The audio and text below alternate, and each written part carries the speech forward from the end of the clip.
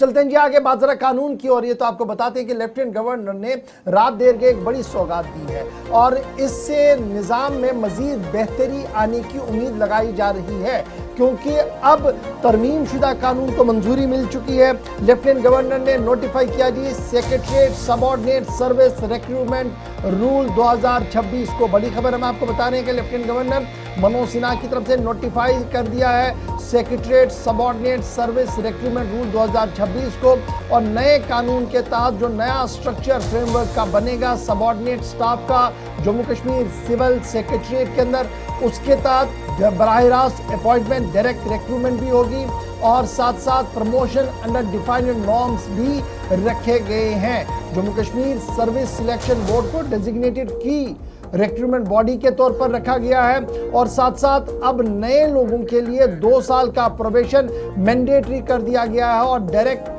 ये कह दिया गया है कि रिक्रूटमेंट जो होगी वो न्यू सेक्रेटरीट रूल्स के हिसाब से ही अब होगी। रिजर्वेशन पॉलिसी के हवाले से भी जम्मू कश्मीर के अंदर एक जो तनाज़ा बना हुआ है लेकिन इस पर भी बात रखी गई है कि रिजर्वेशन पॉलिसी को फॉलो किया जाएगा। जम्मू कश्मीर रिजर्वेशन एक्ट जो मौजूदा एक्ट है इसी एक्ट के हिसाब से यहाँ पर भी होगी और ट्रेनिंग और एग्जामिनेशन को कंपलसरी कर दिया गया। ट्रेनिंग और एग्जाम्स को कंपलसरी यहाँ पर कर दिया गया। रूल्स का मकसद ये है कि ट्रांसपेरेंसी हो, स्ट्रीमलाइनिंग हो और स्ट्रेंथनिंग ऑफ गवर्नेंस हो। इस ज़िम्मन में रात देर गई है बड़ा फैसला जो है वो लेफ्टिनेंट गवर्नर मनोज सिन्हा साहब की तरफ से लिया गया। मजीद इस फैसले से क्या कुछ हो सकता है बात करेंगे हमारे न्यूज़ एडिटर आसिफ रशीद हमारे साथ है। आसिफ ज़रा बहुत शुक्रिया जी ज्वाइन करने के लिए। ज़रा मजीद अपडेट कीजिएगा कि ये कानून पिछले कई हफ्तों से इस पर गुफ्तगू चल रही थी, कई महीनों से बातचीत चल रही, फाइनली नॉड मिल चुका है। मजीद क्या कुछ फायदा इससे हो सकता है?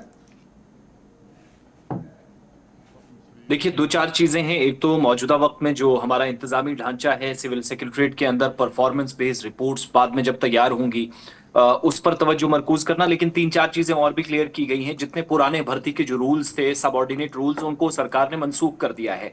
नए सिरे से नए कवायद लाए गए हैं जिसके मुताबिक नई भर्तियां जब होंगी नए लोगों को जिनको अलग अलग जगहों पर जिम्मेदारियां दी जाएंगी, इसमें अगरचे बुनियादी तौर पर मरकजी जो एजेंसी है वो इससे पहले भी जो काम करती रही है वो आप जानते हैं कि सर्विस सिलेक्शन बोर्ड एक काम करती है, जेके पीएससी एक तरफ काम करती है, तो वो एक बड़ी एजेंसी को जेके एसएसबी जिसको मरकजी एजेंसी के तौर पर जिम्मेदारियां लेफ्टिनेंट गवर्नर के तहत के इस नोटिफिकेशन के मुताबिक दी गई हैं। लेकिन 2-4 चीजें जिनको समझना बहुत जरूरी है कि निजाम में शफाफियत हो, भर्ती के रूल्स को लेकर जो शक व शुबहात थे, जो इबाम था, उसको दूर करने की एक कोशिश की गई है। अब नए सिरे से जो भर्तियां होंगी, डायरेक्ट रिक्रूटमेंट जो होंगी, उसमें कम अज कम नए मुलाजमीन के लिए 2 साल का वो जो आर्जी एक पीरियड रहता है जिसको हम प्रोबेशन कहते हैं, वो पीरियड जरूरी करार दिया गया जो इब्तिदा में आपने कहा। दूसरा, अगर जरूरत महसूस की जाए तो डिपार्टमेंट्स के पास एक अथॉरिटी होगी, मजाज अथॉरिटी, ये फैसला ले सकेंगी कि आर्जी बुनियादों पर भी मुलाजमीन को अंदर सबऑर्डिनेटेड रूल्स में एक शिक आर्टिकल 309 के तहत जो भारतीय आईन जिसकी इजाजत देता है, एक इजाजत होगी कि आप जरूरत पड़ने पर आर्जी मुलाजमीन को भी लगा सकेंगे अगर नई पोस्ट की क्रिएशन करनी होगी डिपार्टमेंट के अंदर रूल्स के मुताबिक, अगर आपको मुलाजमों की कहीं पर जरूरत महसूस की होती है। लेकिन जो ऑलरेडी हमारे पास मुलाजिम हैं उनको इसमें नहीं किया। ये एक तरह से हमारे नजर में एक बुरी खबर भी आर्जी मुलाजमीन के लिए है। एडहॉक पे जो लोग लगाए गए हैं वो इस रूल के तहत नहीं आते, जो नए रूल्स हैं सरकार ने जो फ्रेम किए हैं।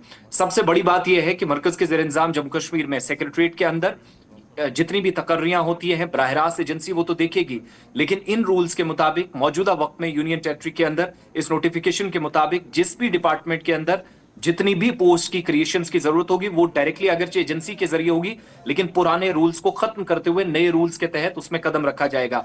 अब इसमें एक चीज और भी जिसको हमने बहुत बारीकी से समझना, वो ये कि जितने भी मुलाजमीन हैं, जितने भी टॉप लेवल के ऑफिसर्स हैं, अगर किसी दूसरी जगह से लाए जाते हैं तो एक मसला हमेशा जम्मू कश्मीर में आता रहा है, वो है कि प्रमोशन नहीं होती या फिर ताखीर उसमें होती है। जहां 2 या 3 साल का पीरियड होता है उसमें 4-4, 5-5 साल ले लिए जाते हैं। तो उसमें एक जिम्मेदारी फिक्स कर दी गई है डिपार्टमेंटल प्रमोशन कमेटी की कि with in department promotion committee को अगर मुलाजिम की या सरकारी अफसर की परफॉर्मेंस सही है उसका जायजा लेने के बाद, और अगर लगता है कि वो तालीमी मयार और उसकी अहलियत पूरी है तो उसको प्रमोट किया जा सकता है, लेकिन कमेटी की रिपोर्ट हतमी समझी जाएगी। इससे पहले एक मसला ये भी होता था कि कई बार कमेटी क्लैरिफिकेशंस दे देती थी लेकिन मामला जीएडी के पास फंसता था, फाइनेंस डिपार्टमेंट के पास फंसता था। इस बार वो जो डिपार्टमेंटल प्रमोशनल कमेटी है वो फाइनल डिसीजन लेकर टॉप लेवल पर उसके प्रमोशन का जो सिलसिला जी। है उसके लिए ग्रीन नॉट दे देगी। दूसरी बड़ी बात यह है कि अगर किसी को कोई इबाम होगा तो अपील का भी एक दायरा तय कर दिया गया है। किसी को शक व शुबहात है तो वो अपना केस फॉरवर्ड करके कम से कम जनरल एडमिनिस्ट्रेशन डिपार्टमेंट के सामने रख सकता है मिनिमम 45 डेज या 60 दिनों के अंदर, जिस पर फैसला भी वहां से आ जाएगा।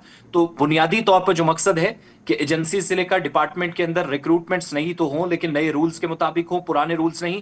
एक चीज जो बड़ी इंपॉर्टेंट है, जो जम्मू कश्मीर के अंदर हुकूमत को 17-18 महीने बने हुए हो गए, वो रिजर्वेशन का मामला है। लेकिन यहां सरकार ने क्लियर कर दिया है कि जो ऑलरेडी हमारे पास जम्मू कश्मीर रिजर्वेशन एक्ट है उसके उसी के मुताबिक तहत जो भर्तियां है। होंगी। तो चलिए जी, बहुत वो बहुत इबाम बहुत शुक्रिया जी आसिफ रशीद हमारे साथ ज्वाइन करने के लिए, अपडेट करने के लिए कि ये जो लेफ्टिनेंट गवर्नर मनोज सिन्हा साहब की तरफ से नोटिफाई कर दिया civil secretariat subordinate service recruitment rule 2026 पर आप गुफ्तगू कर रहे थे। बहुत बहुत शुक्रिया।